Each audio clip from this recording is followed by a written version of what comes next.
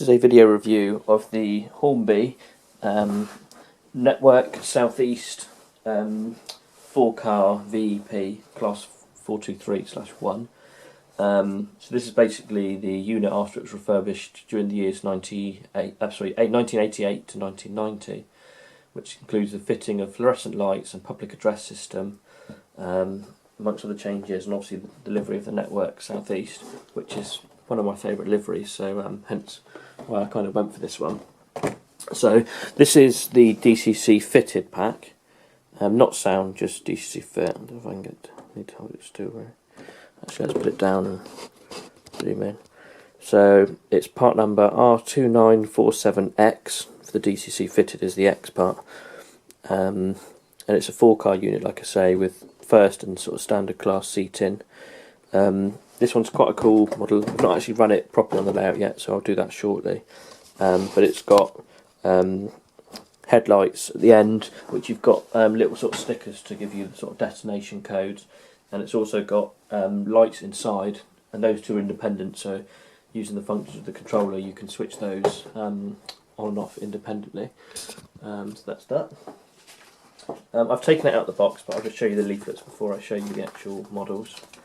So you've got a sheet for the actual chip that's inside this DCC fitted one, and it's a R2947X chip by Hornby. I don't know if this is if it will tell you a basic. Obviously it must have at least 2 functions, this one, because of the, like I say, the 2 independent sets of lights. So but anyway, yeah, the Hornby locomotive code is that model. I'm sure you can find out a bit more through Google or one of the search engines. There's a little slip that came in there just saying about the DC fitted, that it's got the R8249 decoder and what the functions are. So function 0 is the exterior directional head code lights being on and off, and function 1 is the interior roof lights, which can be on and off. And then you've got the instructions for the model, telling you about running tips, motor. You've got information in here for the coupling of the model. So not the best way to show you. I'll zoom in a bit. Coupling, removing the body of the models, lubrication, which is by removing on the motor bogie the underside cover, getting access to the little cogs and putting a very small dab of oil on there. And then obviously the DCC fitting, like if you want to remove the chip, the ready pin and put DCC chip in there. Obviously this is for the DCC ready and DCC fitted models. So yeah, so it's all as sort of normal really with the instructions there. So the actual train, let's move the box out of the way here. Actually, no, let's leave that there, protect a bit of light. So like I say, it's a 4-car train. I've removed it. You normally get the card sleeves in the front. I've removed it from the packaging near enough, so you can see it comes with obviously the tissue paper. So I'll take them all out. That one's the motor one. So the end units are dummy units, with obviously the yellow cab ends on them. So you've got the DTCL ends. Got the really nice I really like the look of these units. Nice metal wheels throughout, and then you've got contacts between the units, which I would assume is just for the lighting between the coaches, so to do the interior lights and the head code lights, because like I say, as this is DCC fitted, all this must be powered through these wires here.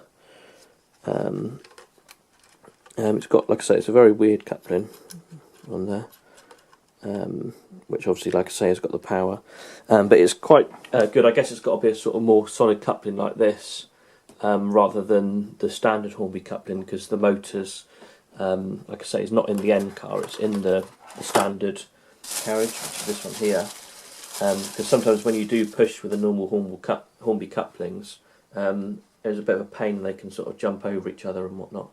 So this is the motor end, so it's got traction tyres on the opposing wheels there, don't know how well you can zoom in. So yeah, you've got the tyres on those wheels.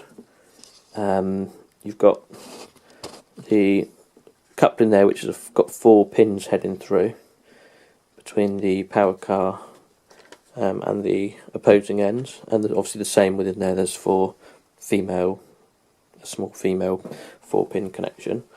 You've got the Kent Coast livery on this one. This is all standard class seating. It's quite a heavy unit actually. The motor's got a bit of weight behind it.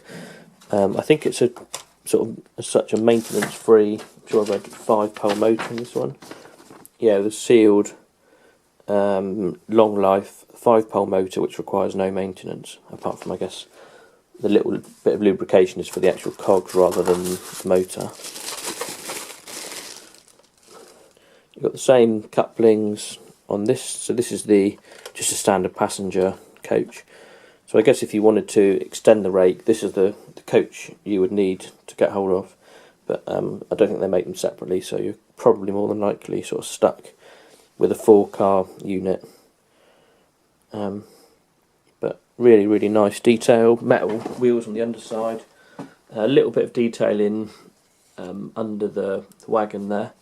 The windows are very flush with the body. You can see they're only slightly indented in. You've got the running number on the end, and there's a few details in the windows. This probably isn't going to pick them up too well. You can just see under the line there's like a little decal, which I assume is probably something like no smoking or something like that. And there's also a triangle, little warning one there. I'm not sure what that one is. Oh, no smoking as well, I think, by the looks of it, but actually the writing rather than the little logo. Got nice sort of little painted on handrails on the coach. It's quite nice. And then last but not least, there's obviously another, pretty much a duplicate of the other end. So you've got little sort of roof horns, nice detailing parts on the front, sprung buffers on the ends. There's no buffers in between the units. This one, like the other cab end, has got the first class stripe and the 1 on the door to show it is first class. And then you've got the little driver's door with the pipe work and everything like that on that end, which has also got little private writing on the door. So it's really nicely detailed actually. This one sounds like it's got something loose inside. So obviously some kind of detailing part is AWOL in there. Try and find out what that is. And then what I'm going to do now is I'll get it running on the layout with a DC controller so you can see it all working. And here's the NSE 4-car unit on the track. It's a bit of a pain to couple up. It was quite a bit of a pain. I had a bit of a problem getting the lighting working all the way through the pack initially, but I disconnected it and put it all back together again, and now it seems to be okay. So if I turn on function 0, which is the head code lights there, you see that's forwards. If I hopefully reverse, you can see it goes to the red light. I'll bring it forward slightly. I'll bring it into the side here so you can see. It's not too bad a runner. Bear in mind it is its sort of first run. So you'll see if I do function 1 now, and that turns the lights on inside the unit. Let's go to so you can see if I do function 1 off, the lights off, function 1 on, and there's the lights on. So if I forward a bit, you'll see hopefully we should have lights all the way through the unit.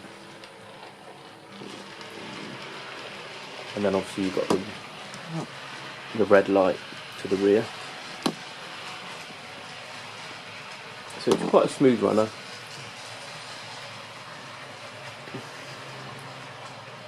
Could just do with a good, I guess, initial run. So you obviously got the lights in the front coat there as well. Good up, a bit more sensible speed. I've had a couple of derailments from the front, but my track isn't perfect, but we'll see how we go with that.